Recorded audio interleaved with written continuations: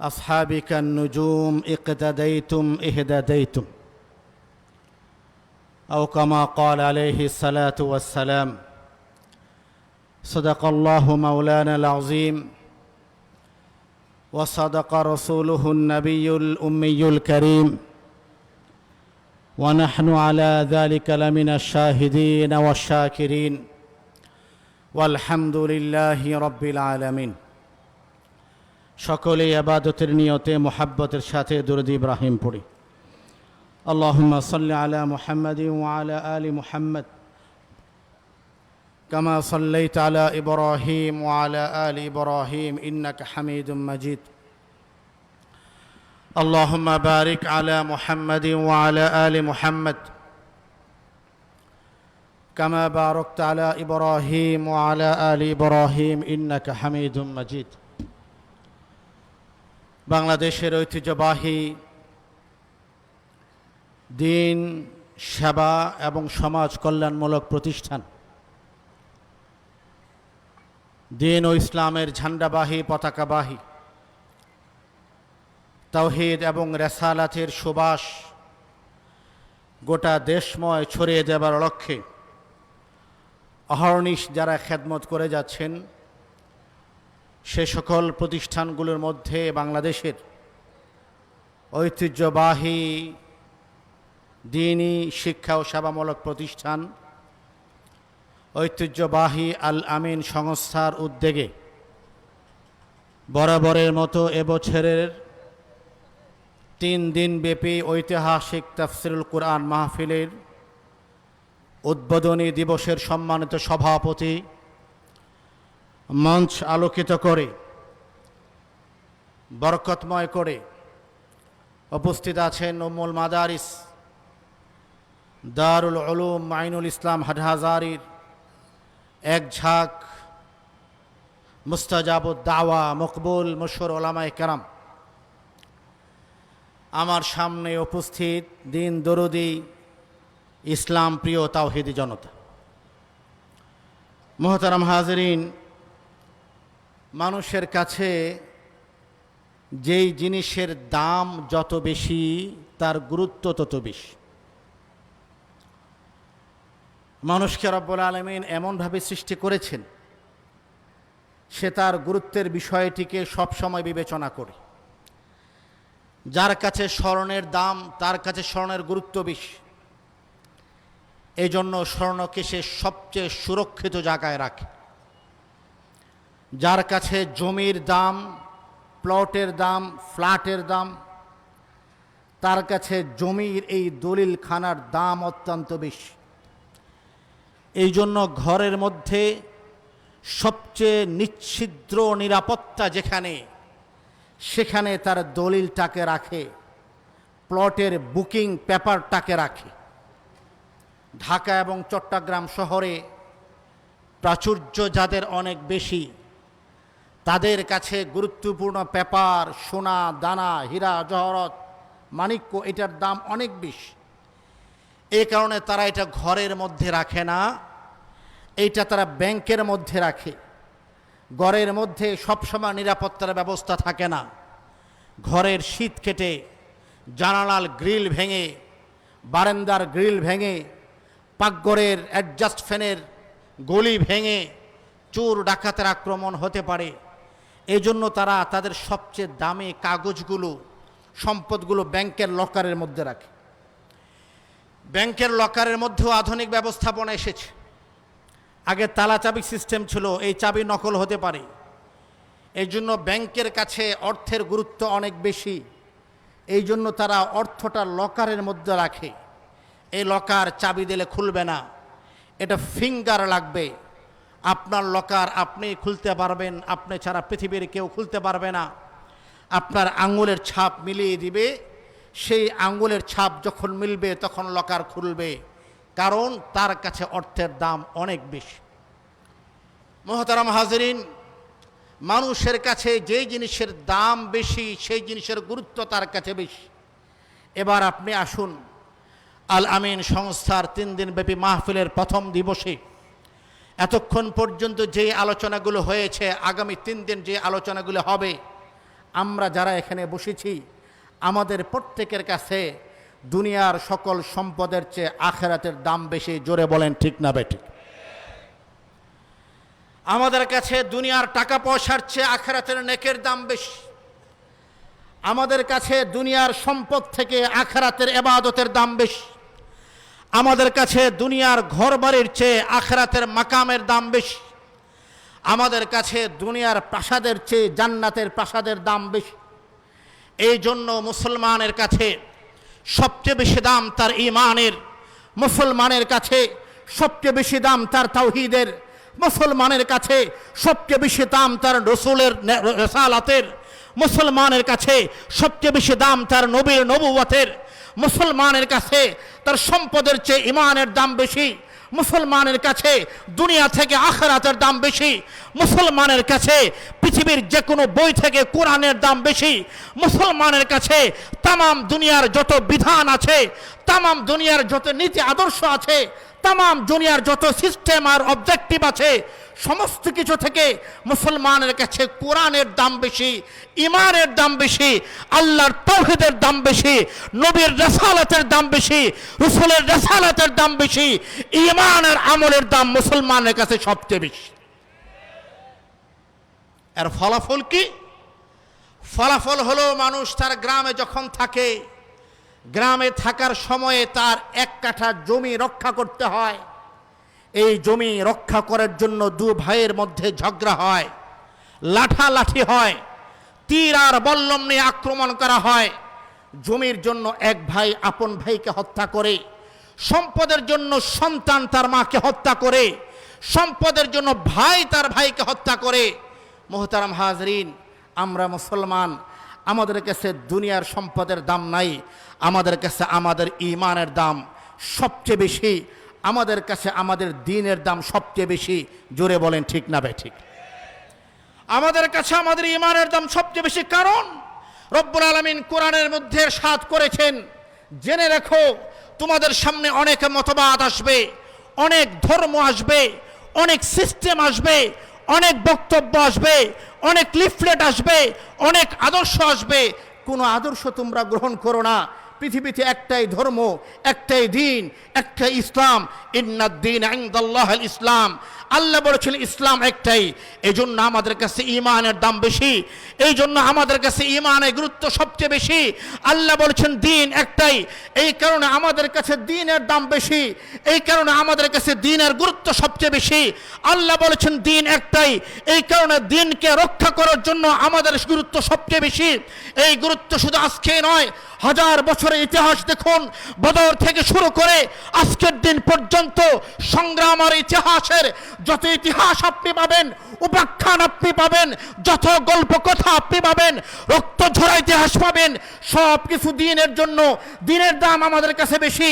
দ্বীন রক্ষা করার জন্য বদর সংগঠিত হয়েছে, দ্বীন রক্ষা করার জন্য উহুদ সংগঠিত হয়েছে, দ্বীন রক্ষা করার জন্য খায়বার সংগঠিত হয়েছে, দ্বীন রক্ষা করার জন্য খন্দক সংগঠিত হয়েছে, দ্বীন রক্ষা করার জন্য হুনাইন সংগঠিত হয়েছে। মুহতারাম হাজরিন, ইতিহাসের ধূসর পাতা খুলে দেখুন, ১,৫০০ বছরের ইতিহাস খুলে দেখুন, বদর থেকে নিয়ে শাপলা চত্বর পর্যন্ত দ্বীনের বিধান যখন এসছে, দ্বীনের প্রসঙ্গ যখন এসছে, ইসলামের প্রসঙ্গ যখন এসছে, মুসলমান পিছনে তাকায় নাই, জলখানার দিকে তাকায় নাই, ফাঁসির রশিকে ভয় করে নাই। যেখানেই দিন সেখানেই কুরবানি, বদরেও কুরবানি, শাপলা চত্বরেও কুরবানি। কারণ কি? কারণ হলো আমাদের কাছে দ্বীনের দাম কম না বেশি? দ্বীনের দাম কম না বেশি? ইন্নাদ-দীন ইনদাল্লাহিল ইসলাম। আল্লাহর কাছে একটাই মাত্র দ্বীন, সেটা ইসলাম। মুহতারাম হাজরিন, জিজ্ঞেস করবেন, ভাই আপনার বাড়িটা এত চমৎকার, এই বাড়িটার মধ্যে একটা লকার রেখেছেন, লকারটার এত দাম কেন? দামি সিন্দুক রেখেছেন, সিন্দুকটা 10 জনেদের উঠানো যায় না। তিনি আপনার কানে মুখ রেখে ফিস ফিস করে বলবে, ভাই কিছু মনে করবেন না, 2 তলা পর্যন্ত বাড়ি করেছি, সামনে এটা 4 তলা করব, বাকি 2 তলার টাকা পয়সা সব কিছু লকারের মধ্যে রাখা। এই জন্য লকারটাকে আমি দামি বানিয়েছি, লোহার শক্ত দরজার পিছনে লকার রেখেছি, যাতে চোর বাটপার কেউ আমার অর্থের সন্ধান আর সুযোগ না পায়। মোহতারাম হাজরিন, আমাদের ঈমান হলো আমাদের দিন, আমাদের ঈমান হলো আমাদের ইসলাম। এই দিন রক্ষা করার জন্য ইতিহাসের দিকে তাকিয়ে দেখুন, হাদিসের দিকে তাকিয়ে দেখুন, কিতাবের দিকে তাকিয়ে দেখুন। উহুদের যুদ্ধে রাসূল করিম সাল্লাল্লাহু আলাইহি ওয়াসাল্লাম মাথায় লোহার হেলমেট ভেঙে রাসূল রক্তাক্ত হয়েছেন দিনকে রক্ষা করার জন্য। সাহাবে কেরাম শহীদ হয়েছেন দিনকে রক্ষা করার জন্য। সাইয়্যিদুশ শুহাদা হযরত হামজা তার জীবনকে কুরবান করেছেন দিনকে রক্ষা করার জন্য। ১৬ লক্ষ সাহাবীর জীবনে কুরবানি দিনকে রক্ষা করার জন্য। কারবালার রক্তাক্ত দাস্তান দিনকে রক্ষা করার জন্য।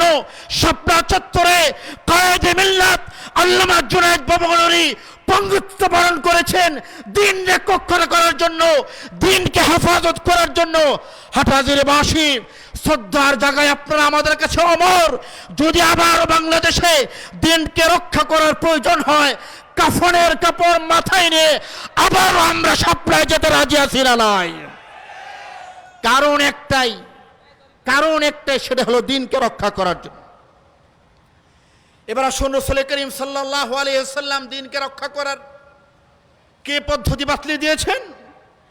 রাসূলকে জিজ্ঞেস করেছে, ইয়া রাসূলুল্লাহ, আপনি দুনিয়া থেকে চলে যাবেন, আপনি চলে যাওয়ার পরে এই দিন কি থাকবে না আটকে যাবে?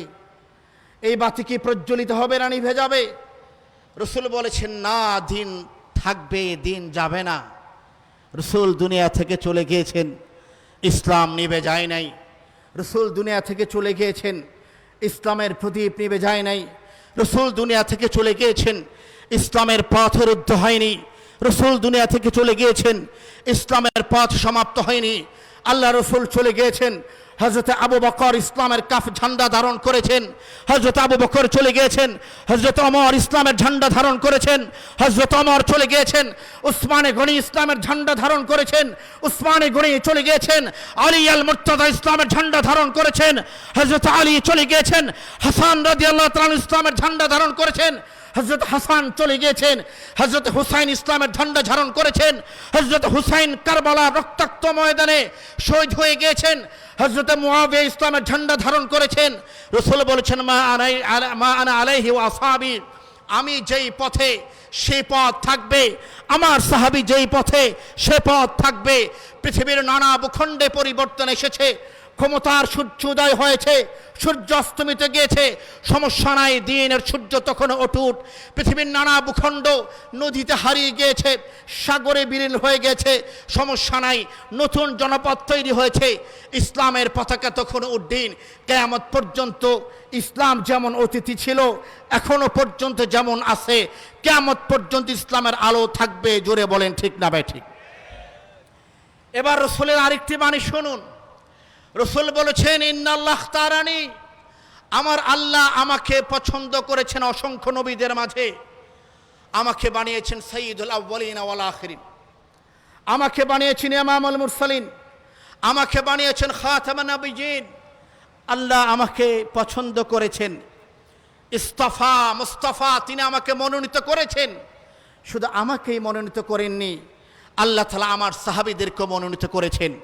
রাসূলের হাদিসের রেশ ধরে, এই হাদিসের আলো ধরে আমি আপনাদেরকে জানাতে চাই, অসংখ্য রাসূল পৃথিবীতে আগমন করেছেন। এর মধ্যে মূসাকে হবেন নির্ধারণ করেছেন আল্লাহ। অসংখ্য নবী পৃথিবীতে প্রেরণ করেছেন, এর মধ্যে ঈসাকে হবেন নির্ধারণ করেছেন আল্লাহ। অসংখ্য পয়গম্বর দুনিয়াতে প্রেরণ করেছেন, এর মধ্যে দাউদকে হবেন নির্ধারণ করেছেন আল্লাহ। অসংখ্য নবী পৃথিবীতে প্রেরণ করেছেন, তার মধ্যে সবাই সাইয়্যিদুল আউয়ালিন আর আখিরিন হতে পারেন নাই। এর মধ্যে মুহাম্মদ কে হবেন, মুস্তাফা কে হবেন, আহমদ কে হবেন, ইয়াসিন কে হবেন, তাহা কে হবেন, মুজাম্মিল কে হবেন, মুদ্দাসসির কে হবেন, নির্ধারণ করেছেন কে? আওয়াজ দিয়ে বলেন, আরো জোরে বলেন, নির্ধারণ করেছেন কে? মুহতারাম হাজরিন, এটা যদি বুঝে থাকেন এটাও বোঝার চেষ্টা করবেন। আমার রাসূলকে শেষ নবী হিসেবে নির্ধারণ করেছেন আমার আল্লাহ। হযরত মূসার কাছে তাওরাত প্রেরণ করবেন, নির্ধারণ করেছেন আল্লাহ। হযরত দাউদের কাছে জাবুর প্রেরণ করবেন, নির্ধারণ করেছেন আল্লাহ। হযরত ঈসার কাছে ইনজিল প্রেরণ করবেন, নির্ধারণ করেছেন আল্লাহ। তেমনি ভাবে রাসূলের ডান পাশে আবু বকর হবেন, এটাও নির্ধারণ করেছেন কে? রসুলের বাম পাশে হযরত ওমর হবেন নির্ধারণ করেছেন কে? হযরত রসুলের এক পাশে হযরত উসমান গনি হবেন নির্ধারণ করেছেন কে? রসুলের এক পাশে হযরত আলী হবেন নির্ধারণ করেছেন আল্লাহ। রসুল বলেছেন আমাকে আল্লাহ তাআলা পছন্দ করেছেন, আমার জন্য আমার সাহাবী আল্লাহ তাআলা পছন্দ করেছেন। আবু বকর কে হবেন? আল্লাহ কর্তৃক নির্ধারিত। সিদ্দিক কে হবেন? আল্লাহ কর্তৃক নির্ধারিত। ওমর কে হবেন? আল্লাহ কর্তৃক নির্ধারিত। আল ফারিকু বাইনাল হক্কি ওয়াল বাতিল কে হবেন? আল্লাহ কর্তৃক নির্ধারিত। উসমান আল গনি কে হবেন? আল্লাহ কর্তৃক নির্ধারিত। জিন্নুরাইন কে হবেন? আল্লাহ কর্তৃক নির্ধারিত। আলী আল মুর্তজা কে হবেন? আল্লাহ কর্তৃক নির্ধারিত। আসাদুল্লাহ আল গালিব কে হবেন? আল্লাহ কর্তৃক নির্ধারিত।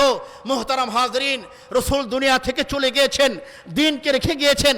১৬ লক্ষ সাহাবী তাদের ত্যাগ আর কুরবানির মাধ্যমে দিনকে আমাদের কাছে রেখে গিয়েছেন। ঈমান যদি আমার কাছে প্রিয় হয়, রসুল যদি আমার কাছে প্রিয় হয়, রিসালাতের সুবাস যদি আমাদের কাছে প্রিয় হয়, সাহাবীদের প্রতি আমাদের অন্তরের ভক্তি, শ্রদ্ধা, আজমত, কদর, আন্তরিকতা, সম্মান এটাও আমাদের প্রত্যেকের উপর ওয়াজিব, কারণ তারাও আল্লাহ কর্তৃক নির্ধারিত। জোরে বলেন ঠিক না বেঠিক? মুহতারাম হাজরিন, রসুল বলেছেন আমিও আল্লাহ থেকে নির্ধারিত, আমার সাহাবীরাও আল্লাহ থেকে নির্ধারিত। মুহতারাম হাজরিন, কি করে আপনি সাহাবীদের ব্যাপারে এমন কোন মন্তব্য করবেন যেটা সাহাবীদের শানে যায় না? কোন সাহসে আপনি মন্তব্য করবেন? আরে কোরআন পড়তে যান, কোরআন সাহাবীদের মাধ্যমে আমাদের কাছে এসেছে। হাদিস পড়তে চান, হাদিস সাহাবীর মাধ্যমে আমাদের কাছে এসেছে। ফিকহ পড়তে চান, ফিকহ সাহাবীদের মাধ্যমে আমাদের কাছে এসেছে। বিবাহ করতে যাবেন, বিবাহের সুন্নাত পদ্ধতি সাহাবায়ে কেরাম আমাদেরকে শিখিয়েছেন। ঈমান মানে, দ্বীন মানে, আল্লাহ মানে, রসুল মানে, রিসালাত মানে, নবুয়ত মানে এমন কোন মানুষ সাহাবীদের ব্যাপারে বিদ্বেষমূলক কোন শব্দ উচ্চারণ করতে পারে? কারণ তারা আমাদের দ্বীনের খুঁটি, মানারাতুদ্দীন, দ্বীনের মিনারা তারা। মুহতারাম হাজরিন, সাহাবায়ে কেরাম ত্যাগ আর কুরবানের বদৌলতে আপনি আমার মাথায় আজকে টুপি এসেছে। সাহাবায়ে কেরামের ত্যাগ আর কুরবানির বদৌলতে আপনার আমার মাথায় পাগড়ি উঠেছে। সাহাবায়ে কেরাম ত্যাগ আর কুরবানির বদৌলতে আমার আপনার পরিবারে হিজাব আর পর্দা এসেছে। সাহাবায়ে কেরামের ত্যাগ আর কুরবানিকে লক্ষ্য রাখার চেষ্টা করুন। হুদাইবিয়ার সন্ধি হচ্ছে, হুদাইবিয়ার সন্ধি। রাসূল করিম সাল্লাল্লাহু আলাইহি ওয়াসাল্লাম বসে আছেন। মক্কার কুরাইশদের পক্ষ থেকে, মক্কার কুরাইশদের মধ্য থেকে সুহাইল ইবনে আমর, কুরাইশদের মুখপাত্র, হুদাইবিয়ার প্রাঙ্গণে এসেছে রাসূলের কাছ থেকে সন্ধিতে স্বাক্ষর করে নিবে। রাসূল করিম সাল্লাল্লাহু আলাইহি ওয়াসাল্লাম, তার সাথে হযরত আবু বকর, হযরত ওমর, হযরত আলী সবাই অধীর আগ্রহ অপেক্ষা করছেন। প্রত্যেকের অন্তর ভারাক্রান্ত।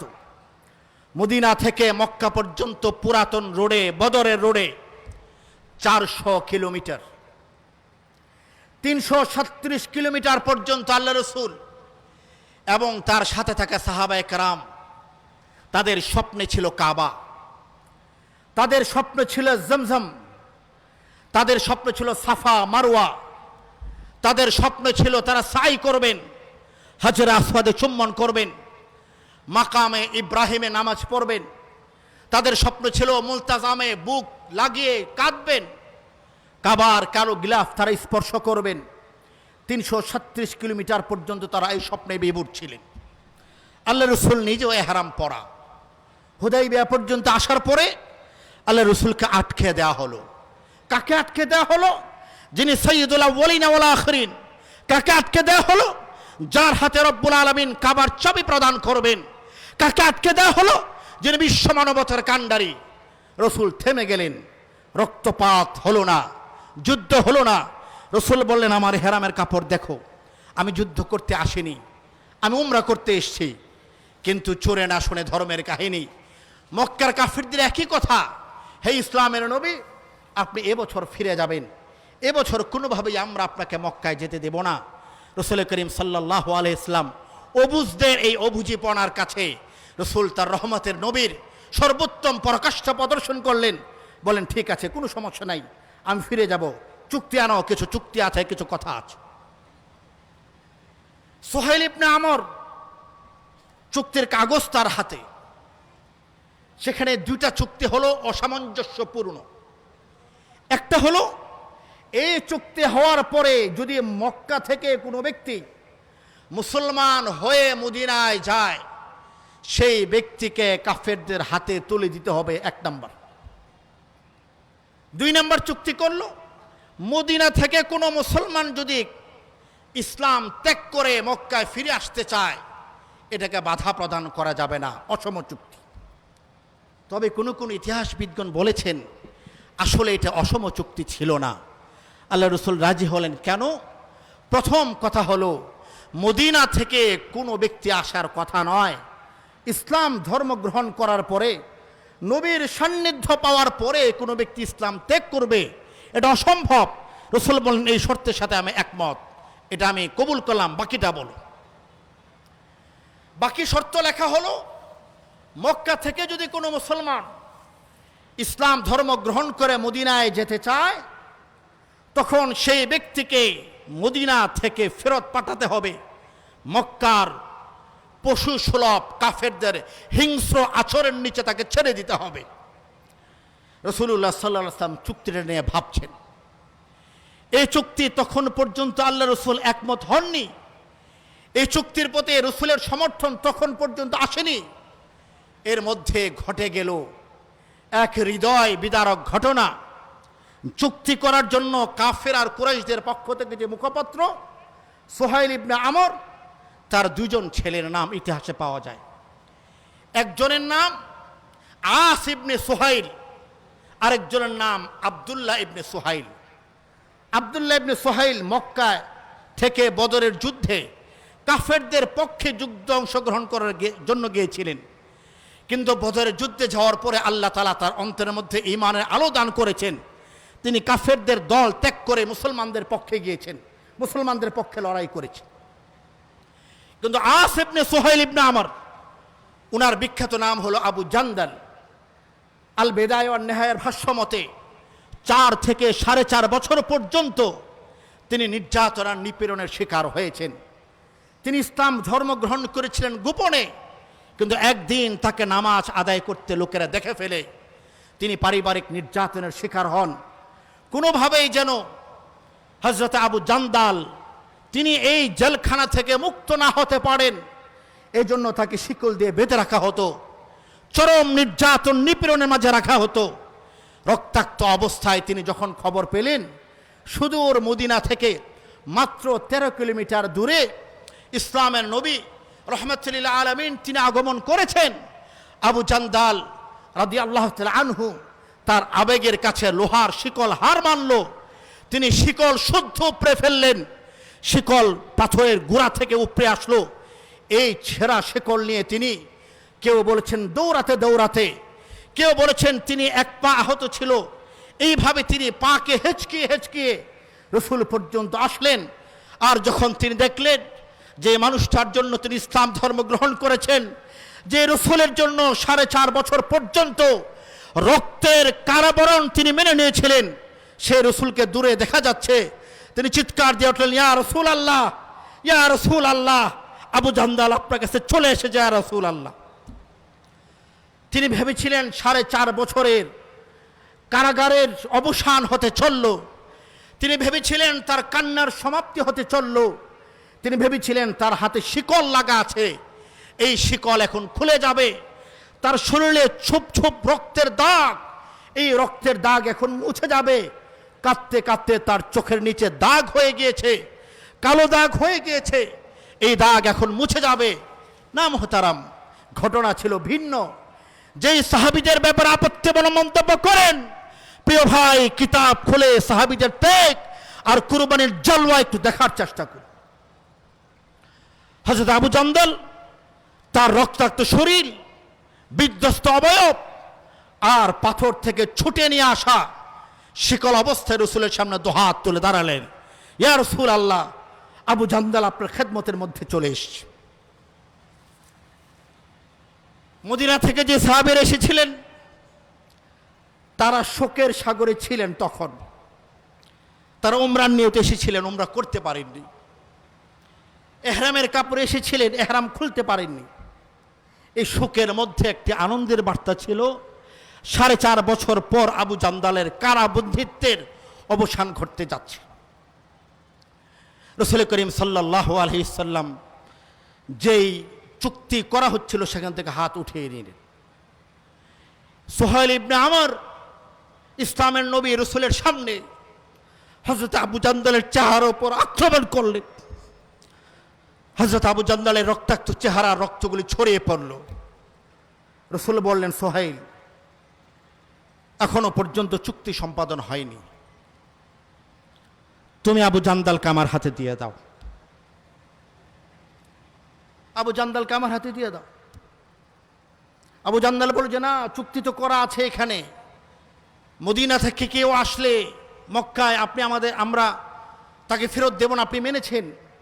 পরের চুক্তি ছিল মক্কা থেকে কেউ ফিরে গেলে তাকে আপনি আমাদের হাতে দিয়ে দেবেন। রাসূল বলছেন না, এই চুক্তিতে আমি এখনো স্বাক্ষর করিনি, এটা আমি একমত হইনি। কিন্তু তারা তো পাপিষ্ঠ ছিল, তারা তো আইয়ামে জাহেলিয়াতের অংশ ছিল।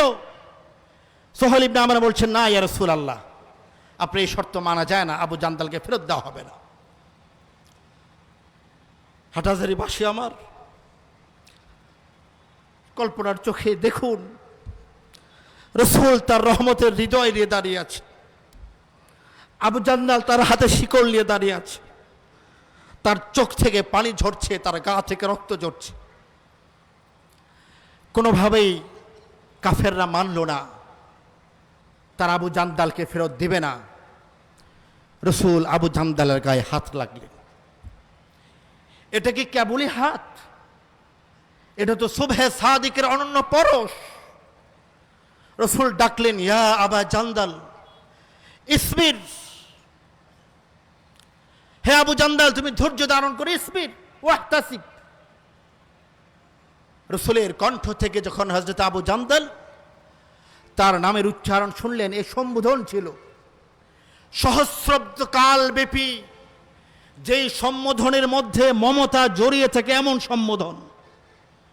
আবু জান্দাল রাসূলের হাতটা স্পর্শ করার চেষ্টা করলেন, নরম কোমল এক হাত, যে হাতে রাসূল আবু জান্দালের মাথায় হাত দিয়ে দিলেন, তার চোখের পানি মুছে দিলেন।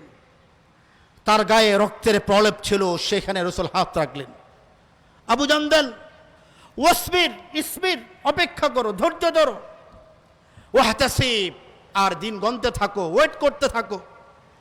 জেনে রেখো রব্বুল আলামিন তুমি এবং তোমার ব্যাপারে, লাকা ওয়া মান মাআকা, তুমি এবং তোমার ব্যাপারে যারা তোমার সাথে আছে এদের ব্যাপারে আল্লাহ তাআলা ফয়সালা করবেন।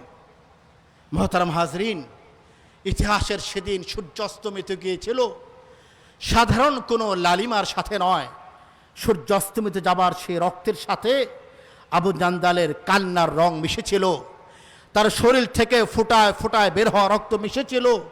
হযরত আবু জান্দালকে কাফেররা টেনে হিচড়ে আবার মক্কার দিকে নিয়ে যেতে থাকলেন।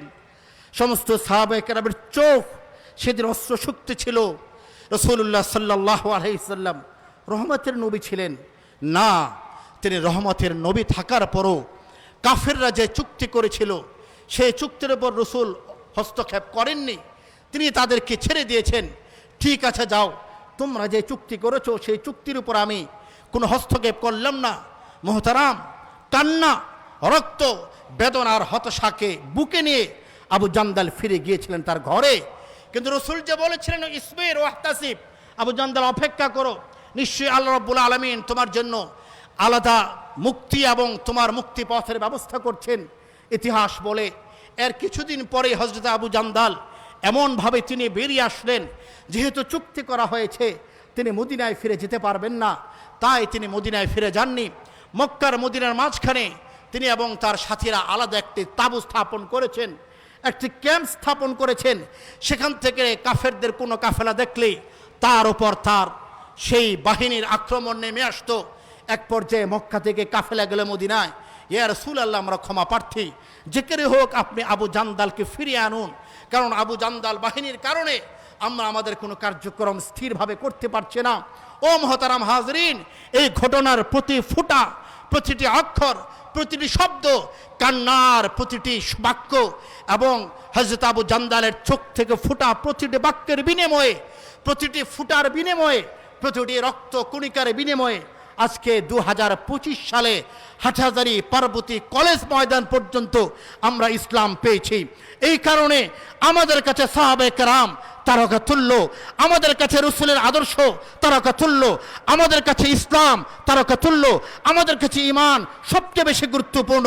সব কিছু ছাড়া যাবে, সমস্ত সম্পর্ক ছাড়া যাবে, সম্পদের মোহ ছাড়া যাবে, রাজনৈতিক দল পদ আর নানা রকম উপঢৌকন ছাড়া যাবে, ঈমান কখনো ছাড়া যাবে, কোরআন কখনো ছাড়া যাবে, নবী প্রেম কখনো ছাড়া যাবে, সাহাবীদের প্রতি মহব্বত আর ভালোবাসা কখনো ছাড়া যাবে। আল্লাহুম্মা জাআলনা মিনহুম। আল্লাহ রাব্বুল আলামিন আমাদেরকে সাহাবীদের আশিক আর ভক্ত হিসেবে কবুল করেন, রাসূলের আশিক হিসেবে কবুল করেন, কোরআনের অনুসারী হিসেবে কবুল করেন, দ্বীন রক্ষার অতন্দ্র প্রহরী হিসেবে কবুল করেন। আরেকবার বলে আমিন। ওয়া আখিরু দাওয়ানা আনিল হামদুলিল্লাহি রাব্বিল আলামিন। আসসালামু আলাইকুম ওয়া রাহমাতুল্লাহি ওয়া বারাকাতুহু। মাশাআল্লাহ ওয়া জাযাকাল্লাহ। অত্যন্ত সুমিষ্ঠ ভাষায় গুরুত্বপূর্ণ আলোচনা করার জন্যে মুহতারাম হাজিরিন, এ পর্যায়ে গুরুত্বপূর্ণ তাফসির নিয়ে আসছেন সুদূর ব্রাহ্মণবাড়িয়া থেকে আগত প্রখ্যাত মুফাসসিরে কোরআন হযরতুল আল্লাম মাওলানা ইকবাল বিন ইউসুফ হাফিজাহুল্লাহ।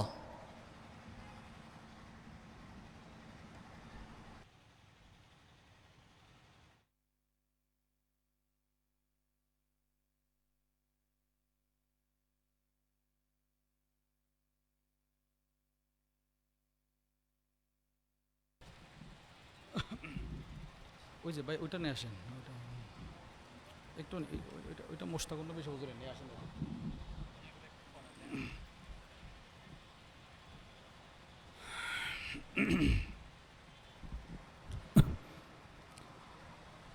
আলহামদুলিল্লাহি কাফা ওয়া সালামুন আলা ইবাদিহিল্লাযীনা ইসতাফা। أما بعد فأعوذ بالله من الشيطان الرجيم. بسم الله الرحمن الرحيم. وما كان لمؤمن ولا مؤمنة إذا قضى الله ورسوله أمرا أن يكون لهم الخيرة من أمرهم ومن يعص الله ورسوله فقد ضل ضلالا مبينا. صدق الله العظيم. اللهم صل على محمد وعلى آل محمد كما صليت على إبراهيم وعلى آل إبراهيم إنك حميد مجيد. اللهم بارك على محمد وعلى آل محمد كما باركت على إبراهيم وعلى آل إبراهيم إنك حميد مجيد. الحمد لله. বাংলাদেশের ঐতিহ্যবাহী দ্বীনি সেবামূলক প্রতিষ্ঠান আল আমিন সংস্থার আয়োজনে আয়োজিত আজকের ঐতিহাসিক 3 দিনব্যাপী তাফসীরুল কোরআন মাহফিলের প্রথম রজনীর সম্মানিত সদর সভাপতি মণ্ডলী, উপস্থিত হযরত উলামায়ে কেরাম, দূরদূরান্ত থেকে আগত কালিমায়ে তয়্যিবার সোনালী সুতায় গ্রথিত ধর্মপান মুসলমান ভাইয়েরা, পর্দার আড়ালের মা বোনেরা, আল্লাহ রব্বুল আলামিনের দরবারে অসংখ্য অগণিত শুকর যে আল্লাহ আমাদেরকে অত্যন্ত ভালোবেসে দ্বীনের এই মজমায় আসার বসার তৌফিক দান করেছেন। এজন্য আমরা সকলেই দিল থেকে শুকরগুজার হয়ে পড়ি আলহামদুলিল্লাহ। আপনাদের সামনে বড়রা কথা বলেছেন, বড়রা কথা বলবেন। আমি বড়দের ফাঁকে আপনাদের সামনে বসে কোরআনুল করিমের সূরাতুল আহজাবের একখানা আয়াতে কারিমা, আল্লাহ রব্বুল আলামিনের দয়া তার অনুগ্রহে আমারও তিলাওয়াত করার সৌভাগ্য হয়েছে, আপনাদেরও শ্রবণ করার সৌভাগ্য হয়েছে। এই আয়াতে কারিমাকে সামনে রেখে কোরআন হাদিসের আলোকে গুরুত্বপূর্ণ একটি বিষয়ে কিছু কথা বলার আশা রাখি। ওয়ামা তৌফিকি ইল্লা বিল্লাহ। আল্লাহ রব্বুল আলামিন বলনেওয়ালা, শ্রবণ করনেওয়ালা উভয়কে আমল ইখলাসের সাথে বলার, শ্রবণ করার তৌফিক দান করেন, আমিন। প্রিয় দিনী ভাইয়েরা আমার, আমরা মানুষ, মানুষের জীবনে চলার পথে দুটো জিনিস তার সঙ্গী, এক সুখ আর একটা হলো দুঃখ, হাসি কান্না, এটা মানুষের জীবনের চলার সাথী। একজন মুমিন হিসেবে আমাদের সকলেরই বিশ্বাস রাখতে হবে সুখের ফাইসালাকারী আল্লাহ, দুঃখেরও ফাইসালাকারী আল্লাহ। সদা সর্বদা আল্লাহর ফাইসালায় আমাদেরকে সন্তুষ্ট থাকতে হবে। মুমিনের একটা বৈশিষ্ট্য হলো সে সর্বহালতে আল্লাহর ফাইসালাই সন্তুষ্ট থাকবে। আল্লাহর ফাইসালাই সন্তুষ্ট থাকা কাকে বলে? আরবের বিখ্যাত উলামা ইকরাম এক জায়গায় বসে রাসূলুল্লাহ সাল্লাল্লাহু আলাইহি ওয়াসাল্লামের জীবনী সংক্রান্ত এক আশ্চর্য কিতাব লিখেছেন, মাওসুআতু নাদরাতিন নাঈম ফি মাকারিমি আখলাকির রাসূলিল করিম। ওই কিতাবের মধ্যে নিয়ে এসেছেন ইস্তিকবালুল আহকামি বিল ফারহি, আনন্দের সাথে জীবনের প্রতিটা আল্লাহর বিধান, আল্লাহর ফাইসালাকে গ্রহণ করা আনন্দের সাথে, এটাকে বলা হয় আল্লাহর ফাইসালাই সন্তুষ্ট থাকা। এই যে একটা বিষয় আল্লাহর ফাইসালাই সন্তুষ্ট থাকা, এর গুরুত্ব কোরআনেও আছে, এর গুরুত্ব হাদিসেও আছে। কোরআনুল কারীমে আল্লাহ রব্বুল আলামিন এর গুরুত্ব বুঝাতে গিয়ে বলেন, বিসমিল্লাহির রহমানির রহিম, ওয়ামা কানা লিমুমিনিন ওয়ালা মুমিনাতিন ইযা কাদাল্লাহু ওয়া রাসূলুহু আমরা। আল্লাহ রব্বুল আলামিন বলেন, কোনো মুমিন পুরুষ নারীর জন্য উচিত নয় যেই সমস্ত বিষয়ে আল্লাহ আল্লাহর রসুল ফাইসালা করে দিয়েছেন এর বাহিরে যাওয়া কারো জন্য উচিত নয়। এই আয়াতের এই অংশ থেকে আমরা বুঝতে পারলাম মুমিন পুরুষ নারী এদের একটা বৈশিষ্ট্য হলো যে তারা সদা সর্বদা আল্লাহর ফাইসালাই সন্তুষ্ট থাকবে। এই বিষয়ের গুরুত্ব বোঝাতে গিয়ে আল্লাহ রব্বুল আলামিন সূরাতুল হজ্জের মধ্যে এসেছে, রব বলেন, বিসমিল্লাহির রহমানির রহিম, ওয়াবাশশিরিল মুখবিতিন। আল্লাহ রব্বুল আলামিন বলেন, হে প্রিয় দোস্ত আমার, পৃথিবীর সমস্ত মুখবিতিনদেরকে আপনি জান্নাতের সুসংবাদ দিয়ে দেন। প্রশ্ন হলো মুখবিতিন কারা? তাফসীরের কিতাবের মধ্যে এসেছে আল মুতমাইন্নিনা রাদিনা বিকদাইল্লাহ, যারা জীবনের চলার পথে প্রতিটা সেক্টরে আল্লাহর ফায়সালায় সন্তুষ্টি প্রকাশ করে, এরা হলো মুখবিতিন। হে রাসূল, এদেরকে আপনি জান্নাতের সুসংবাদ দিয়ে দেন। দুটো আয়াত থেকে আমরা বুঝতে পারলাম আল্লাহর ফায়সালায় সন্তুষ্ট থাকার গুরুত্ব কোরআনে আছে। এবার আসেন, নবীজি সাল্লাল্লাহু আলাইহি ওয়াসাল্লামও হাদিসে পাকে এই বিষয়টার গুরুত্ব বুঝিয়েছেন। তিরমিজি শরীফের বর্ণনা, ওয়া আন আনাস ইবনে মালিক রাদিয়াল্লাহু তাআলা আনহু ক্বাল, হযরত আনাস ইবনে মালিক থেকে বর্ণিত, তিনি বলেন, ক্বালা রাসূলুল্লাহ সাল্লাল্লাহু আলাইহি ওয়াসাল্লাম, আল্লাহর রাসূল বলেন, ইন্না ইযামাল জাযাই মা'a ইযামিল বালা। নবীজি সাল্লাল্লাহু আলাইহি ওয়াসাল্লাম বলেন, আমার যেই উম্মতের মুসিবত যত বেশি, যত বড়, তার পুরস্কারও তত বড়। সুবহানাল্লাহ। যার মুসিবত যত বেশি, যার মুসিবত যত বড়, নবীজি বলেন তার পুরস্কারও তত বড়। এরপরে নবীজি বলে, ফামান রাদিয়া লাহু ফালাহুর রিদা, আমার যে উম্মত তার জীবনে চলার পথে আল্লাহর ফয়সালাই সন্তুষ্ট প্রকাশ করে হাসরের ময়দানে রব তার প্রতি হবেন সন্তুষ্ট।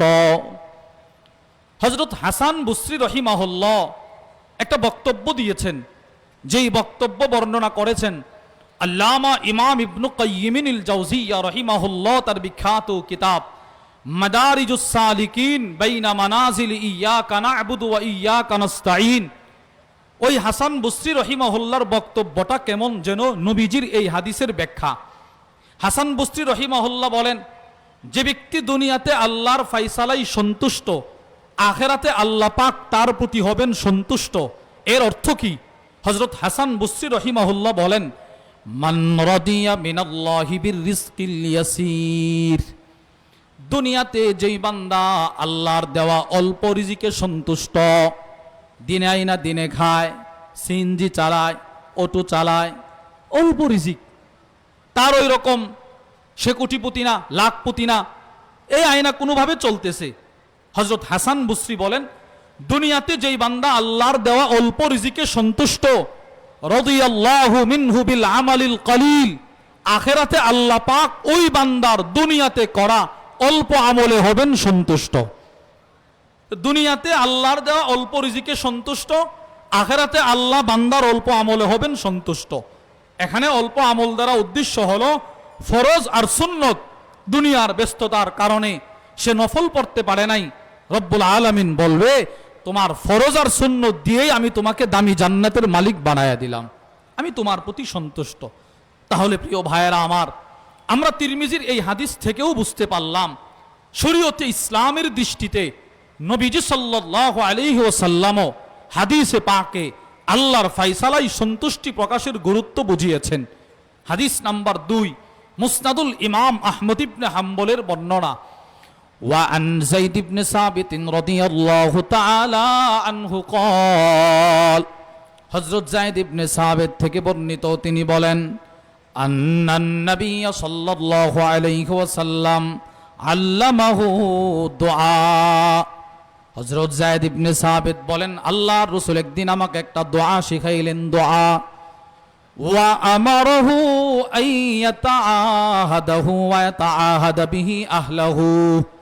নবীজি দোয়াটা শেখানোর পর নবীজি আমাকে আদেশ করলেন, যায়েদ তুমি বেশি বেশি এই দোয়া পড়বা, তোমার পরিবার পরিজনকে এই দোয়া বেশি বেশি পড়তে আদেশ করবা।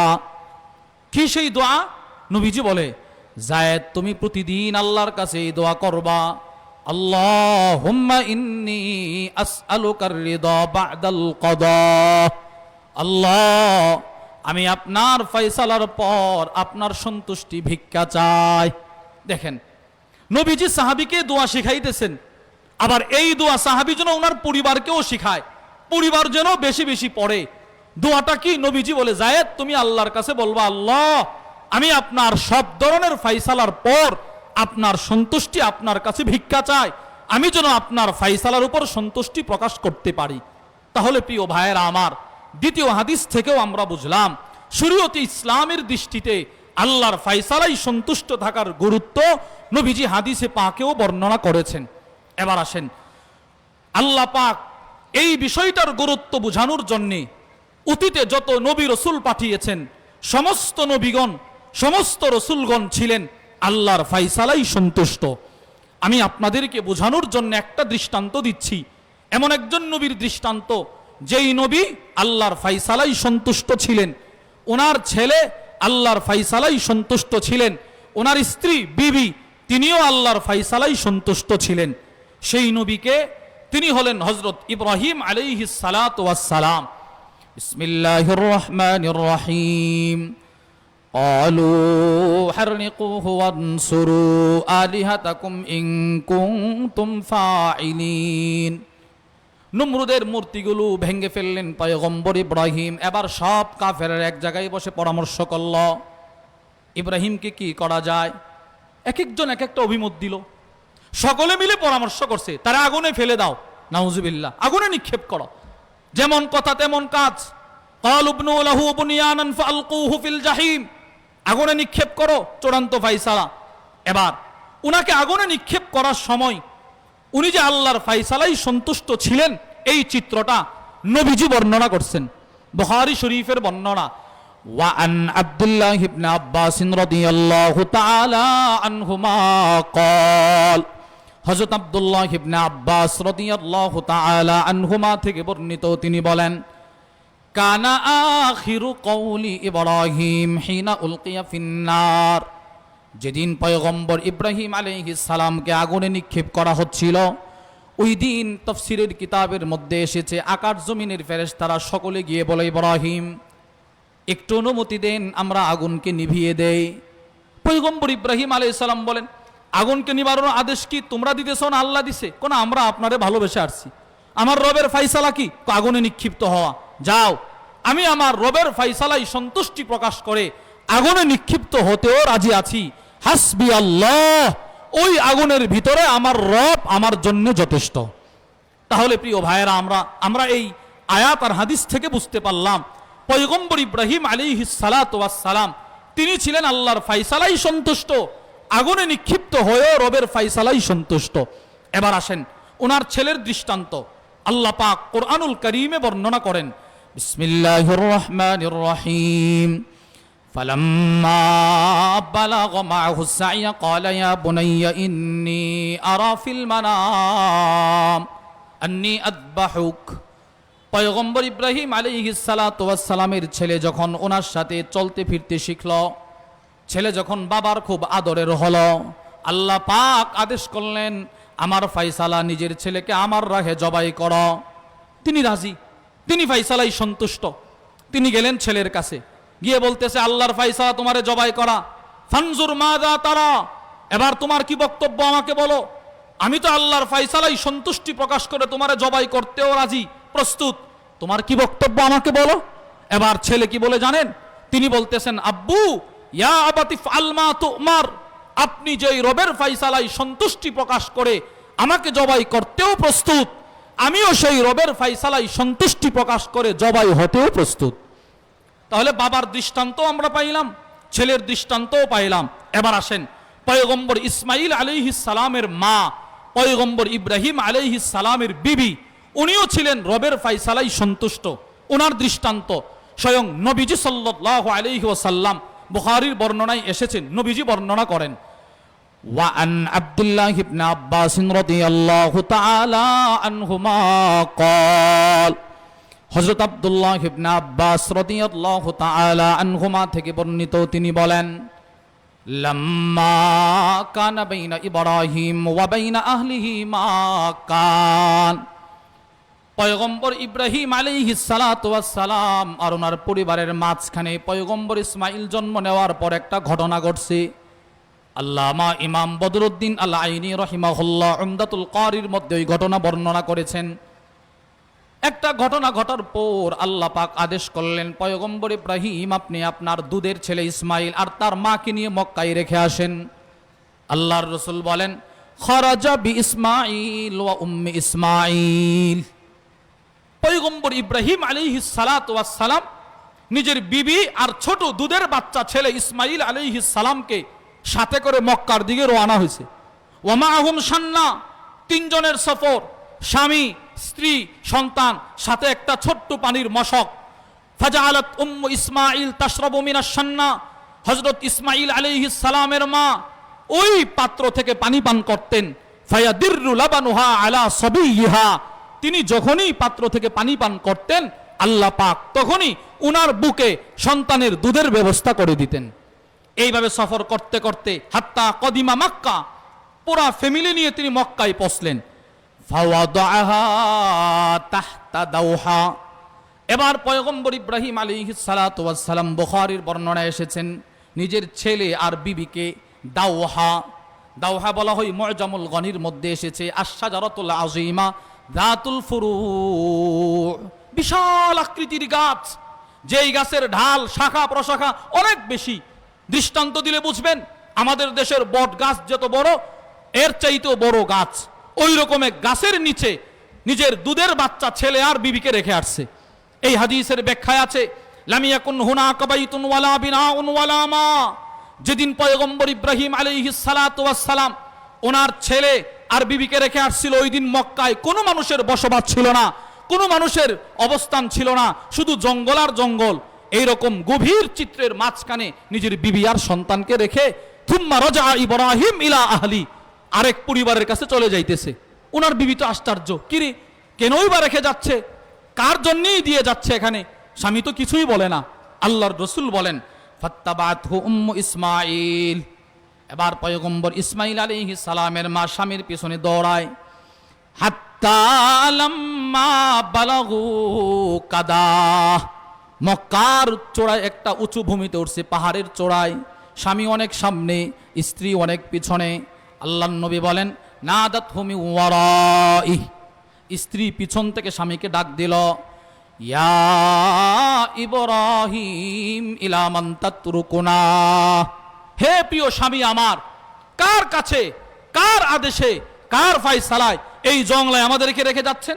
হাদিসে পাকে আল্লাহর নবীজি বলেন তখনও পর্যন্ত পয়গম্বর ইব্রাহিম আলাইহিস সালাতু ওয়াস সালাম নিজের বিবির দিকে তাকায় না, শাহাদাত আঙ্গুলিটা আকাশের দিকে উঠায় বলে ইলাল্লাহ, আমি আমার রবের ফয়সালায় তোমাদেরকে সেই রবের কাছেই রেখে যাচ্ছি।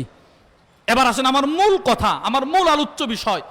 যেই মাত্র স্বামী এই কথাটা বলল, বিবি পিছন থেকে স্বামীকে বলে ক্বালাত রাদিতু বিল্লাহ, আপনি যেই রবের ফয়সালায় সন্তুষ্টি প্রকাশ করে আমাদেরকে জংলায় রেখে যাচ্ছেন, আমি আর আমার বাচ্চা সেই রবের ফয়সালায় সন্তুষ্টি প্রকাশ করে জংলায় থাকতেও রাজি। সুবহানাল্লাহ। তাহলে বাবার দৃষ্টান্তও শুনলেন, আগুনে নিক্ষিপ্ত হয়েও সন্তুষ্ট। ছেলের দৃষ্টান্ত শুনলেন, জবাই হয়েও সন্তুষ্ট। মায়ের দৃষ্টান্ত শুনলেন, জংলায় থেকেও সন্তুষ্ট। এজন্য বলেছি অতীতকালে আল্লাহ পাক যত নবী রসুল পাঠিয়েছেন সমস্ত নবীগণ ছিলেন আল্লাহর ফয়সালায় সন্তুষ্ট। শুধু নবীগণ ছিলেন না, অতীতকালে সমস্ত নবীদের আসমানি কিতাবের ভিতরে ওই বিষয়টা রব বর্ণনা করে দিয়েছিলেন। আল্লামা আবু বকর ইবনু আবিদ দুনিয়া তার বিখ্যাত কিতাব আর রিদা বিল কাদা, ওই কিতাবের মধ্যে নিয়ে এসেছেন। হযরত ওয়াহাব ইবনে মুনাব্বিহ বলেন রাআইতু ওয়াজাদতু ফি জাবুরি দাউদ, আমি পয়গম্বর দাউদ আলাইহিস সালামের জাবুর কিতাবে পেয়েছি আল্লাহ পাক পয়গম্বর দাউদকে প্রশ্ন করলেন, হে দাউদ তুমি কি জানো মাররান আলাস সিরাত, আমার কোন বান্দা ফুল সিরাতের উপর দিয়ে দ্রুত গতিতে পার হবে তুমি জানো? পয়গম্বর দাউদ আলাইহিস সালাম বলে আল্লাহ আমি জানি না, আপনি বললে ভালো হয়। রব্বুল আলামিন বলে শোনো, আমার যেই বান্দা বান্দি দুনিয়াতে আমার ফয়সালায় যত বেশি সন্তুষ্ট থাকবে, আখিরাতে ফুল সিরাতে সে তত বেশি দ্রুত পার হবে। তাহলে শুধু নবীদের জীবনীতে ছিল না, আসমানি কিতাবেও ছিল। অতীতকালের নবীরা যদি আল্লাহর ফয়সালায় এই পরিমাণ সন্তুষ্টি প্রকাশ করতে পারে, তো ওনাদের তুলনায় আমার নবী কেমন ছিলেন? মুসলিম ও তিরমিজি শরীফের বর্ণনা। وعن جابر بن عبد الله رضي الله تعالى عنهما قال, হযরত জাবির ইবনে আব্দুল্লাহ রাদিয়াল্লাহু তাআলা আনহুমা থেকে বর্ণিত, তিনি বলেন আখাদান নবী সাল্লাল্লাহু আলাইহি ওয়াসাল্লাম বিয়াদি আব্দুর রহমান ইবনে আউফ, আল্লাহর রাসূল একদিন আব্দুর রহমান ইবনে আউফের হাত ধরে বলতে লাগলেন, এ আব্দুর রহমান, ফান্তালাকা বিহি ইলা ইবনিহি ইব্রাহিম, নবীজির একজন সন্তানের নাম ছিল ইব্রাহিম, তিনি অসুস্থ, ওনাকে দেখার জন্য সাহাবীকে ধরে নিয়ে যাইতেছেন। হযরত জাবির বলেন সাহাবাদের এক জামাত নবীজির সাথে নবীজির পিছনে পিছনে হাঁটতেছে। ফাওয়াজাদাহু ইয়াজুদু বিনাফসিহি, নবীজি গিয়ে দেখেন নবীজির ছোট সন্তান অসুস্থ, জোরে জোরে শ্বাস নিতেছে, মানে পৃথিবীতে আর বেশিক্ষণ থাকবে না। হযরত জাবির বলেন আমি তাকায় দেখি ফাআখাযাহুন নবী সাল্লাল্লাহু আলাইহি ওয়াসাল্লাম ফাওয়াদাহু ফি হিজরি, আল্লাহর রাসূল নিজের ছেলেকে কোলে নিলেন। নবীজির কোলে, নবীজির সন্তান নবীজির কোলে মারা গেছে, নবীজির কোলে মারা গেছে। হযরত জাবির বলেন আমি তাকায় দেখি ফাদামাত আইনা রাসূলিল্লাহ, আল্লাহর নবীজির দু চোখ দিয়ে অশ্রুর ফুটা গড়িয়ে গড়িয়ে পড়তেছে, নবীজি কাঁদতেছেন, নবীজির চোখের পানি জমিনে পড়তেছে। হযরত জাবির বলেন নিজের ছেলের লাশ বাবার কোলে, এত ভারী লাশ, এই লাশ কোলে নিয়েও নবীজি বললেন, হে ইব্রাহিম তুমি আমার সন্তান, তোমাকে আমি অনেক ভালোবাসি, বেশিছি এখনো বাসি, কিন্তু তোমার এখনের ইন্তেকালটা এটা আমার রবের ফয়সালা। এই কঠিন সময়েও আমি এমন কথা বলতে পারবো না যেই কথা বললে আমার রব আমার প্রতি অসন্তুষ্ট হয়। চিন্তা করেন আপনি, পৃথিবীর মধ্যে সবচাইতে ভারী লাশ সন্তানের লাশ বাবার কোলে, এটা কোনো মা বাবাই সহ্য করতে পারে না স্বাভাবিকভাবে। কখনো কখনো কোনো মা বাপ বেঈমান মুশরিক পর্যন্ত হয়ে যা, এজন্য নবীজি সাল্লাল্লাহু আলাইহি ওয়াসাল্লামের জামানায় কোন সাহাবীর সন্তান মারা গেলে নবীজি নিজে চলে যেতেন ওই সাহাবীর কাছে, তাকে সান্ত্বনা দেওয়ার জন্য, ঈমান যেন মজবুত হয়, আল্লাহর ফয়সালায় যেন সে সন্তুষ্ট প্রকাশ করে, নবীজি নিজে চলে যেতেন। একটা দৃষ্টান্ত শোনেন, নাসাই শরীফের বর্ণনা, ওয়া আন কুররাত ইবনে ইয়াস রাদিয়াল্লাহু তাআলা আনহু قال, হযরত কুররা ইবনে ইয়াস থেকে বর্ণিত, তিনি বলেন, কানা নবিয়ুল্লাহি সাল্লাল্লাহু আলাইহি ওয়াসাল্লাম ইযা জালাসা ইয়াজলিসু ইলাইহি নাফারুম মিন আসহাবি। হযরত কুররা ইবনে ইয়াস বলেন, আল্লাহর রাসূল যখনই মসজিদে নববীতে বসতো, সাহাবাদের এক জামাত নবীজির সামনে এসে বসে যেত।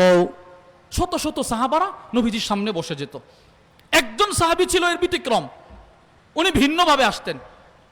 হযরত সাহাবী বলেন, ওয়াফিহিম রাজুলুন লাহু ইবনুন সগীর, এক সাহাবী, ওনার একজন ছোট্ট একটা ছেলে সন্তান ছিল।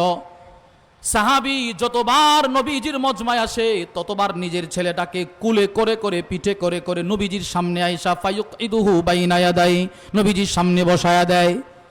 এর মানে সাহাবীর দিলের তামান্না হলো, আমার ছেলে আমাকে চিনার আগে যেন আমার নবীকে চিনে। তুমি নবীকে চিনো, সরাসরি নবীজির সামনে বসায়া দিত। নববী যুগের বাপ মা সকলেই এরকম ছিল। আমাদের কওমি মাদ্রাসায় ছোট্ট একটা কিতাব আছে, মিজান জামাতে পড়ানো হয় 6ষ্ঠ শ্রেণীতে, তারিখুল ইসলাম।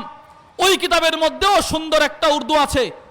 কিতাবের মধ্যে আছে, নবীজি সাল্লাল্লাহু আলাইহি ওয়াসাল্লামের যুগের মায়েরা, মহিলারা নিজের সন্তানকে দুধ পান করাইতো এই নিয়তে, আমার এই ছেলে আমার এই মেয়ে বড় হয়ে যেন আল্লাহ আল্লাহ রসুলের জন্য শহীদ হতে পারে, সুবহান, এই নিয়তেই দুধ পান করাইতো।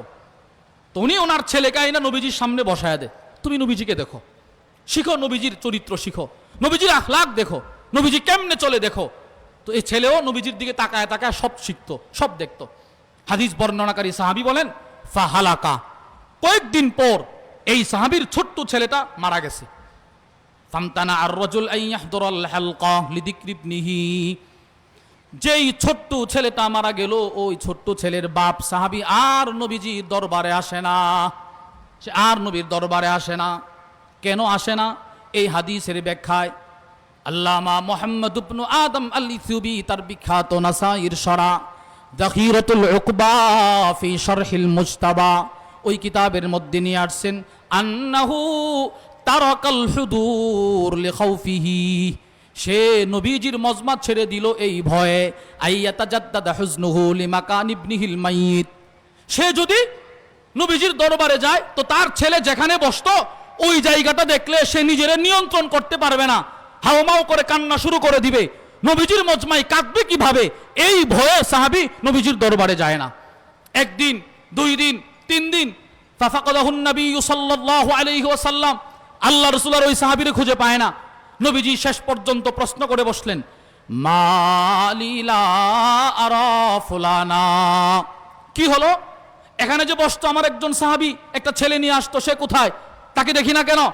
ক্বালু ইয়া রাসূলুল্লাহ, সাহাবারা জবাব দিলেন, বুনাইয়ুহু আল্লাযী রাআইতাহু হালাকা, ওগো আল্লাহর নবী, তার সেই ছোট্ট ছেলে, যে ছেলেটাকে আপনি দেখতেন, ওই ছেলেটা গত কয়েকদিন আগে মারা গেল, হয়তো এই জন্যে সে আর আসে না। নবীজি বুঝছে তা শেষ মানসিকভাবে ভেঙে পড়ছে, তার হৃদয় ভগ্ন হয়ে গেছে। নবীজি সাল্লাল্লাহু আলাইহি সাল্লাম সাহাবাদের এক জামাত নিয়ে ওই সাহাবী যার ছেলে মারা গেছে তার বাড়িতে চলে গেছে, সুবহানাল্লাহ। নবীজি গিয়ে বলতেছেন, এই বেটা, ফাসালাহু, রাসূল প্রশ্ন করলেন, কি হলো, তুমি যে আর আমার মজমায় আসো না? সাহাবী জবাব দেয়, ইয়া রাসূলুল্লাহ, যেই ছেলেটার দিকে তাকায়া ভবিষ্যতে বুক বড় আশাবাদ ছিলাম, আমার ওই ছেলেটা মারা গেছে। আল্লাহর রাসূল তাকে ওই সময় একটা কথা বলছিলেন। নবীজি বলছিলেন, আমি তোমাকে 2টা কথা বলবো, তুমি আমাকে বলবা কোনটা তোমার কাছে বেশি পছন্দের। 1 নাম্বার, আনতামাত্তা বিহি উমরাক, ওয়া ফি রিওয়ায়া আনতাতামাত্তা বিহি উমরাক, তোমার ছেলে যদি দুনিয়াতে জীবিত থাকতো তো তার কামাই রুজি দিয়ে তুমি দুনিয়াতে চলতা, এটা তোমার কাছে বেশি পছন্দের, নাকি আওলা তাআতি গাদান ইলা বাবিম মিন আবওয়াবিল জান্নাহ ইল্লা ওয়াজাদতাহু ক্বাদ সাবাকাকা ইলাই ফায়াফতাহুহু লাক, নাকি তোমার ছেলে যেমন আজকে মারা গেল, একদিন তোমারও ইন্তেকাল হবে। সাহাবী, তোমার ইন্তেকালের পর তুমি যখন হাসরের ময়দানে ওইটা দাঁড়াইবা, তুমি তাকায় দেখবা তোমার ছেলেটা তোমার জান্নাতের চাবি নিয়ে তোমার জান্নাতের গেটের সামনে এভাবে দাঁড়ায় আছে। সুবহানাল্লাহ। এটা কি তোমার কাছে বেশি পছন্দের, নাকি দুনিয়াতে তার কামাই রুজি খাওয়া বেশি পছন্দের? সাহাবী একটা জবাব দিয়া বলে, ইয়া নবী আল্লাহ, ওগো আল্লাহর নবী, বাল ইয়াসবিকুনি ইলা বাবিল জান্নাহ ফায়াফতাহুহা লি লাহু ওয়া আহাব্বু ইলাইয়া। না, আর দুনিয়াতে ছেলের আর আক্ষেপ করব না। আমার ছেলে যদি আমার জান্নাতের চাবি নিয়ে দাঁড়ায় থাকে তো ওই ছেলেটাই আমার জন্য বেশি প্রিয়। সুবহানাল্লাহ। সাহাবী বলেন, নবীজির সাথে সাথে সাহাবীকে বলে, ফাদা কালাক, যাও, তুমি যদি রবের ফয়সালায় সন্তুষ্টি প্রকাশ করতে পারো, তোমার এই ছেলে তোমার জন্য জান্নাতের চাবি নিয়ে দাঁড়ায় থাকবে। হাদিস এখানে শেষ। এই হাদিসের ব্যাখ্যায় আল্লামা ইসইউবি তার বিখ্যাত কিতাব যাখিরাতুল উকবা ফি শারহিল মুজতাবা, ওই কিতাবের মধ্যে লেখেন, এই হাদিস শেষ হওয়ার পর মুসনাদুল ইমাম আহমদ ইবনে হাম্বলের একটু রিওয়ায়াত এনে তিনি বলেন, এক সাহাবী দাঁড়ায় আল্লাহর নবীকে প্রশ্ন করলেন, ইয়া রাসূলুল্লাহ, আলাহু খাসসা আম লিকুল্লিনা, শুধু কি তার ছেলেই তার জান্নাতের চাবি নিয়ে দাঁড়াবে, নাকি আমরা যারা আপনার উম্মত কিয়ামত পর্যন্ত যাদের ছোট সন্তান মারা যাবে তাদের আম্মা আব্বার জন্য তাদের সন্তান দাঁড়াবে? নবীজি বলেন, কিয়ামত পর্যন্ত আমার যে উম্মতের ছোট সন্তান মারা যাবে তাদের সন্তানও তাদের জান্নাতের চাবি নিয়ে দাঁড়ায় থাকবে। তাহলে প্রিয় ভাইয়েরা, আমরা বুঝতে পারলাম নবীজি সাল্লাল্লাহু আলাইহি ওয়াসাল্লাম, এই হাদিসেও আমরা বুঝলাম নবীজি কখনো কখনো সাহাবারা যেন আল্লাহর ফয়সালায় সন্তুষ্টি প্রকাশ করতে পারে নিজের সন্তানের মৃত্যুতে, নবীজি তাকে সান্ত্বনা দেওয়ার জন্য সাহাবাদের বাড়িতে চলে যেত। আমরা কোরআন থেকেও বুঝলাম, হাদিস থেকেও বুঝলাম, পূর্বের নবীদের জীবনী থেকেও বুঝলাম, পূর্বের নবীদের আসমানি কিতাব থেকেও বুঝলাম, নবীজি সাল্লাল্লাহু আলাইহি সাল্লামের জীবনী থেকেও বুঝলাম, শরীয়তে ইসলামের দৃষ্টিতে আল্লাহর ফয়সালায় সন্তুষ্ট থাকার গুরুত্ব আছে না নাই? বলেন, আছে। এবার আসেন, নবীজি সাল্লাল্লাহু আলাইহি সাল্লামের কাছ থেকে এই সিফত, মুসিবত যত বড় থেকে বড় হোক, মুসিবত যত কঠিন থেকে কঠিন হোক, আমাকে রবের ফয়সালায় সন্তুষ্ট থাকতে হবে, এই সিফত নবীর কাছ থেকে শিখেছেন, অর্জন করেছেন হযরত সাহাবা ইকরাম রাদিয়াল্লাহু আনহুম আজমাইন। আপনাদেরকে শুধু দুইটা দৃষ্টান্ত শোনাই, ছোট ছোট দুইটা দৃষ্টান্ত। এক নাম্বার, আল্লামা ইমাম ইবনুল কাইয়িম রাহিমাহুল্লাহ তার বিখ্যাত কিতাব মাদারিজুস সালিকিন বাইনা মানাজিল ইয়াকা না'বুদু ওয়া ইয়াকা নাস্তাঈনের দ্বিতীয় খণ্ডে নিয়ে আসছে, নবীজি সাল্লাল্লাহু আলাইহি ওয়াসাল্লামের এক সাহাবী, নাম তার হযরত ইমরান ইবনে হুসাইন রাদিয়াল্লাহু আন। দীর্ঘদিন তিনি অসুস্থ ছিলেন, জটিল একটা রোগে আক্রান্ত ছিলেন, ইস্তিসকা, এক রোগ। এই শব্দের অর্থ হলো মুজামুল ওয়াসিতের মধ্যে এসেছে। ওনার রোগটা এই ধরনের ভয়ঙ্কর ছিল যে ওনার শরীরে সিংহভাগ অধিকাংশ রগের ভিতরে রক্তের পরিবর্তে পানি হয়ে গেছিল, পানি। দীর্ঘদিন তিনি বিছানায় শুয়েছিলেন। আল্লামা ইমাম ইবনুল কাইয়িম ওনার পুরো ঘটনা বর্ণনা করছেন। কানা ইমরান ইবনে হুসাইন রাদিয়াল্লাহু তাআলা আনহু উস্তুসকিয়া বাতনুহু, হযরত ইমরান ইবনে হুসাইন শত্রুকে আক্রান্ত ছিলেন, শ্বেতরোগ না শত্রুক। ওনার রগের ভিতরে রক্তের পরিবর্তে পানি হয়ে গেছিল, প্যারালাইসিস, পেট ফুলে গেছিল। ফাবাকিয়া মুলকান আলা যহরিহি মুদ্দাতান তাওয়িলা, বছরের পর বছর তিনি শুধু পিঠের উপর ভর করে বিছানায় শুয়েছিলেন, এইভাবে শুধু পিঠের উপরে ভর করে বিছানায় শুয়েছিলেন। এই ডান পার্শ্ব হতে পারে না, বাম পার্শ্ব হতে পারে না, লা ইয়াকুমু ওয়া লা ইয়াকুদ, উঠতেও পারে না, বসতেও পারে না, দাঁড়াইতেও পারে না, শুধু এইভাবে শুয়েছিলেন। আল্লামা ইমাম ইবনুল কাইয়িম রাহিমাহুল্লাহ বলেন তিনি কি পরিমাণ অসুস্থ ছিলেন শোনো। ওয়াকাদ নুকিবা লাহু ফি সারিরিহি মাওদিউন লিহাজাতি, তিনি যে খাটে শুয়েছিলেন ওই খাটের নিচ দিয়ে ওনার ইস্তেঞ্জার জায়গা বরাবর কাইটা ছিদ্র করা হলো। উনি যে শুয়েছিলেন ওনার ইস্তেঞ্জার জায়গাটা বরাবর ওই খাটের নিচ দিয়ে কাইটা ছিদ্র করা হয়েছে ইস্তেঞ্জা পরিষ্কার করার জন্য। কি পরিমাণ অসুস্থ ছিলেন একটু চিন্তা করেন। ফাদাখালা আলাইহি মুতাররিফ ইবনে আব্দুল্লাহ, হযরত মুতাররিফ ইবনে আব্দুল্লাহ নবীজি সাহাবীকে দেখতে আসলেন। ফাজাআলা ইয়াবকি লাম্মা রাআ মিন হালি, যিনি সাহাবীকে দেখতে আসছেন তিনি তার অসুস্থতা দেখে কান্না শুরু করে দিলেন। হায় আল্লাহ, আপনি এত অসুস্থ, আপনি উঠতে পারেন না, নড়তে পারেন না, কিছুই করতে পারেন না। তিনি আফসোস করতেছে, যিনি দেখতে আসছে উনি কাঁদতেছে। নবীজির সাহাবী আল্লাহু আকবার, তিনি শুয়ে শুয়ে তারা একটা ধমক দিছে, লিমা তাবকি, এ মুতাররিফ তুমি কাঁদো কেন, কাঁদতেছো কেন তুমি? তো তিনি বলতেছেন, যিনি কাঁদতেছে তিনি বলে, লিআন্নী আরাকা আলা হাদিহিল হালিল ফাদিআ, আমি আপনাকে এই অবস্থায় দেখব কখনো কল্পনাও করি নাই। কি একটা কঠিন অসুস্থতায় আপনি দীর্ঘদিন বিছানায় পড়ে আছেন, আপনার এই দুরবস্থা কঠিন মুসিবত দেখে আমি কাঁদতেছি। হযরত ইমরান ইবনে হুসাইন তখন একটা জবাব দিছেন। হযরত ইমরান বলে, মুতাররিফ লা তাবকি, কাঁদবা না কেন? কফা ইন্না আহাব্বাহু ইলাইয়া, আমার রব আমাকে আমার বিছানায় যেভাবে ফালায় রাখতে পছন্দ করে আমিও সেইভাবে পড়ে থাকতে পছন্দ করি। সুবহানাল্লাহ। আরে আমাকে তো এই রোগ দিছে আমার রব, উনার ফায়সালা এই মুহূর্তে আমি বিছানায় পড়ে থাকা, আমি আমার রবের এই ফায়সালায় সন্তুষ্ট, তুমি কাঁদবা না। এরপরে নবীজির সাহাবী কি বলে জানেন? আলা উখবিরুক, এ মুতাররিফ আমি কি তোমাকে একটা গোপন সংবাদ দিব, আমি কি তোমাকে একটা গোপন কথা বলবো? বলেন। কয়েকটা শর্ত আছে। ওয়াক্তুম আলাইয়া হাত্তা আমুত, আমি পৃথিবীতে যতদিন জীবিত থাকবো ততদিন তুমি এই কথা কারো কাছে বলতে পারবা না, আমার ইন্তেকালের পরে মনে চাইলে তুমি বলবা। কি সেই কথা? হযরত ইমরান ইবনে হুসাইন বলে, পৃথিবীর মানুষ যদিও দেখে আমি অসুস্থ, আমি বছরের পর বছর বিছানায় পড়ে আছি, সপ্তাহের পর সপ্তাহ বিছানায় পড়ে আছি, মাসের পর মাস বিছানায় পড়ে আছি, কষ্ট করতেছি, কিন্তু মূল কথা হলো পৃথিবীর মানুষ যখন রাত্রে ঘুমিয়ে যায়, ইন্নাল মালাইকাতা তাজুরুনি, আকাশ থেকে দলে দলে ফেরেশতা আমার ঘরে এসে আমার সেবা করার জন্য জমা হয়ে যায়। এরা আমার সেবা করে, কেউ আমার পা টিপে, কেউ আমার হাত টিপে, কেউ আমার ইস্তেঞ্জা পরিষ্কার করে। আল্লামা ইমাম ইবনুল কাইয়িম রাহিমাহুল্লাহ বলেন, শুধুই মাত্র ফেরেশতা ওনার সেবা করতো না, ওনার ঘরে ঢোকার আগে ওয়া তুসাল্লিমু আলাইয়া ফাসমাউ তাসলিমাহা, এই অংশটুকু আবু দাউদ শরীফের বর্ণনাতেও এসেছে। হযরত ইমরান ইবনে হুসাইন বলে, ফেরেশতারা আমার ঘরে ঢোকার আগে তারা আমাকে সালাম দেয়। সুবহানাল্লাহ। শুধু সালাম দেয় না, আল্লামা আবুল ফরজ আব্দুর রহমান ইবনুল জাওজি রাহিমাহুল্লাহ তার বিখ্যাত কিতাব সিফাতুস সফওয়ার মধ্যে লেখেন, রাতভর ফেরেশতারা ওনার খেদমত করে যখন চলে যাবে, তখন ওয়াকানাতিল মালাইকা তুসাফিহু ইমরান ইবনে হুসাইন, একজন একজন করে ওনার সাথে মুসাফা করে। আজকের মতো আসি, আবার রাত্রে আসব, আবার আপনার খেদমত করব, আপনি রবের ফায়সালায় সন্তুষ্ট, আমরা আপনাকে সুসংবাদ দিয়ে যাচ্ছি, আসমানওয়ালাও আপনার প্রতি সন্তুষ্ট। দেখেন সাহাবা একরাম কি পরিমাণ রবের ফায়সালায় সন্তুষ্ট ছিলেন। সংক্ষেপে দৃষ্টান্ত নম্বর 2, এটাও আল্লামা ইমাম ইবনুল কাইয়িম রাহিমাহুল্লাহ নিয়ে আসছেন। হযরত সাদ ইবনে আবি ওয়াক্কাস রাদিয়াল্লাহু তাআলা আন মদিনা থেকে মক্কায় আসছেন শেষ জীবনে। ওয়াকাদ যাহাবা বাসারু, ওনার চোখের আলো চলে গেছে। ফাআকবালান নাসু ইয়াহরাউনা ইলাই, পৃথিবীর প্রান্ত প্রান্ত থেকে মানুষ ওনার কাছে আইসা দোয়া চায়, একটু দোয়া করেন, আপনার দোয়া কবুল হবে। সাহাবীও দোয়া করে, আল্লাহ পাক ওনার দোয়া কবুল করে মানুষকে সুস্থ করে।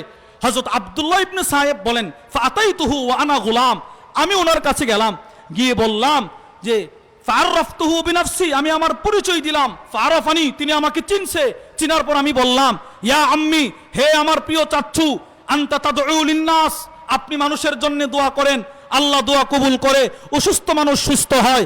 লাউ দাউতা লিনাফসিক লারাদ্দাল্লাহু আলাইকা বাসারাক, আপনি যদি নিজের জন্য একটু দোয়া করতেন তো আপনার চোখের আলোটা তো অবশ্যই আল্লাহ ফিরিয়ে দিত। একটু দোয়া করেন না নিজের চোখের আলোটার জন্য। তো সাহাবী একটা মুস্কি হাসি দিছে। আল্লামা ইমাম ইবনুল কাইয়িম রাহিমাহুল্লাহ বলেন, ফাতাবাসসামা, হযরত সাদ ইবনে আবি ওয়াক্কাস রাদিয়াল্লাহু আন একটা মুস্কি হাসি দিয়ে বলে, ইয়া বুনাইয়া, হে আমার প্রিয় ভাতিজা, কদাউল্লাহ আহাব্বু ইলাইয়া মিন বাসারি, আমার রবের ফায়সালা আমার কাছে আমার চোখের আলোর চাইতেও কোটি গুণ বেশি শ্রেষ্ঠ। এই মুহূর্তে আমার চোখে আলো না থাকা, এই ফায়সালা আমার রবের, বাস আমি এটার উপরে যথেষ্ট। প্রিয় ভাইয়েরা আমার, তাহলে আমরা কি বুঝলাম? কোরআন হাদিস থেকে, নবীজি সাল্লাল্লাহু আলাইহি সাল্লামের জীবনী থেকে, অতীতকালের নবীদের জীবনী থেকে আমরা বুঝলাম যে শরীয়তে ইসলামের দৃষ্টিতে আল্লাহর ফায়সালায় সন্তুষ্ট থাকার গুরুত্ব আছে না নাই? বলেন বলেন। দিনে রাতে 5 ওয়াক্ত নামাজ পড়া, এই ফায়সালা কার? আল্লাহ। বাস আমাকে পড়তে হবে, এটা আমালান, আমালান, এটা আমাকে আমালান, কাজের মাধ্যমে রবের ফায়সালায় যে আমি সন্তুষ্ট, এটা আমাকে বোঝাতে হবে।